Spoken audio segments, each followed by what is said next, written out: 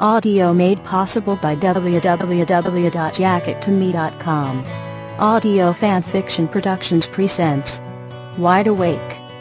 Fanfiction written by Angskata003.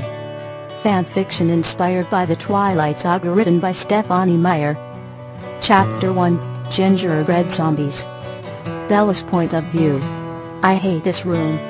With a deep-seated fiery passion of a million hells. I don't mean to be melodramatic, really. But it's a fact. In the brighter daylight hours, it's nearly bearable. But here, near midnight, it's anything but. Dark, desolate, suffocating, and hidden corners and crevices. I could feel the familiar fear and panic creeping up my chest just opening the door. I couldn't even get an ounce of comfort from the full moon tonight, blocked by the clouds so common here, and even more so by the Cullen's freakishly large mansion towering outside my window. Aunt Esme and Alice worked so hard to decorate this room for me, I almost felt a swelling of guilt when I reached in just far enough to snatch my school bag from the floor beside the door and bolt away from the room towards the kitchen. This was where I had been spending my nights since I moved up here to Forks, Washington a week ago. The kitchen was warm and open. Always bright and full of good memories. Nothing awful has ever happened to me in the kitchen. I've been doing all the cooking since I arrived. Esme was slightly peeved at first, surrendering her kitchen duties to a 17-year-old girl, but she eventually gave in, seeing how much I enjoyed the tasks.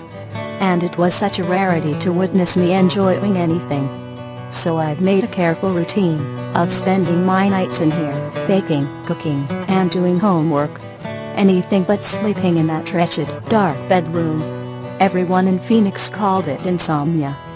I've already had the lectures from physicians and professionals, all specifically trained and formally educated to keep my well-being their top priority. I've had the sleeping pills and courses of medication meant to keep me knocked out for the customary 8 hours per night. Of course, they'd never really understand. It's not so much that I can't sleep, but I won't. I catch my sleeping in minute bouts during the day, though even then I try to fend it off. It's difficult to do, and I spend my days in a cloudy lethargic haze, but it's better than having the dreams. Dreams full of hitting and scratching, screaming, and hiding. Bruises and tears, and monsters hiding in my closet, biding their time. And those are among the more pleasant ones. The ones of my mom, Renee, were the worst by far. Her cold, limp body slung over the couch in a pool of her own blood. And her eyes. I snapped out of that line of thinking and began immersing myself in my English paper while waiting for my cookies to bake. It was a new recipe. I've been baking a new cookie every night for the last week. I've adopted it as my new habit. When I lived in the group home in Phoenix, I could cook up a lot of things during the night, and the boys would always eat it up long before it had the chance to spoil. But Alice and Esme's appetites couldn't accommodate my particular level of nighttime boredom. So I settled for cookies. They always enjoy my creative recipes and names. Thankfully, they haven't questioned my weird late-night mannerisms. They were too happy that I finally gave in and moved here with them to chance pushing me away with questions I had absolutely no desire to answer. Esme begged me to come here a year ago when Renee died, but I wanted to spare them my dark mood and reclusive behavior I hated to burden them. Yet here I am, I thought bitterly. I let them think they had a kind of victory in my decision to move here from the group home in Phoenix. But really, I just couldn't stay there anymore. There were too many people. Too many males crammed against me in such a small space. I was in a near constant state of panic, and it was exhausting, which isn't exactly beneficial to someone who's trying to stay away.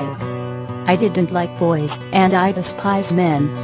They terrify me after Phil. It's irrational, I know. Not all of them are out to get me even if I wanted to take the chance. My mind and body had an automatic reaction that I simply couldn't stop. My old psychologist mentioned something about defense mechanisms and anxiety attacks, or whatnot. I didn't care what they called it, I hated it. never being able to get close to anyone of the opposite sex, without hyperventilating and shaking in fear, even if I wanted to, was a major inconvenience in a co-ed group home. Suddenly the prospect of living with two women was too appealing. Maybe they did have some kind of victory, after all. But Forks was better. Small and quaint. I wouldn't say I was happy here, because I'd never be happy, no matter the place or company I kept. I had seen too much. But it was a few steps closer to happiness than Phoenix was, so I couldn't regret my decision. Ding.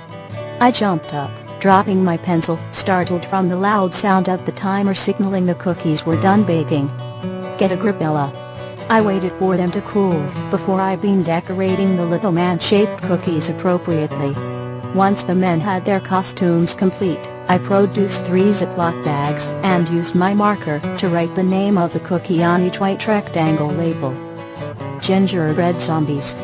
It seemed all too fitting to the fact that I was, in fact, in a zombie state for most of the day today, as I would be tomorrow, as I have been for months. 5 hours, 4 cups of coffee, and 2 English papers later, I had breakfast made, and was already dressed for school, donning my usual black hoodie and jeans, and wearing my long brown hair down.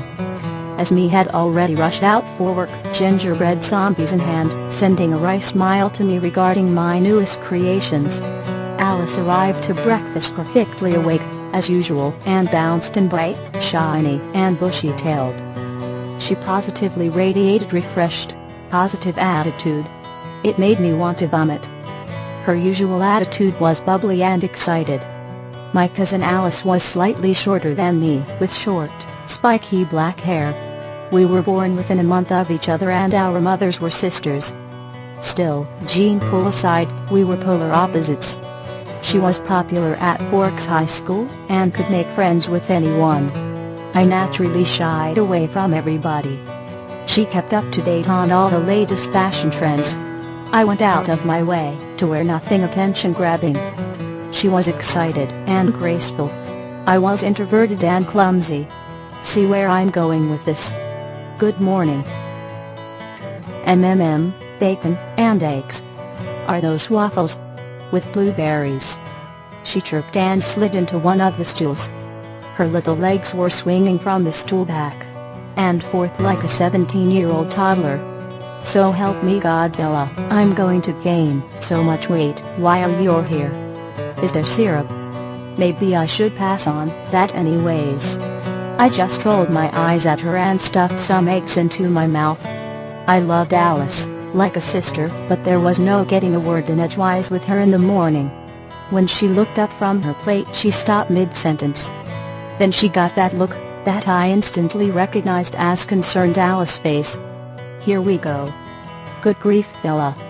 You look terrible. Didn't you get any sleep at all last night? I cringed. I look terrible. Thanks, Alice, for the self-image boost. I simply gave a non-committal shrug, like I always did when she asked me that question, and kept eating. With a deep sigh and a disapproving shake of her little head, she let the matter drop. Alice was like this often when it came to me, concerned but cautious. She was always trying to get me to open up to her so she could understand. I knew she only meddled like this because she cared, but I stayed quiet about my problems. I couldn't explain it to her right, and she'd just get even more worried if I tried. Edward's point of view. Where the fuck did I put that letter? I spun around in the middle of my bedroom for the 3rd time, raking my fingers through my hair, utterly frustrated.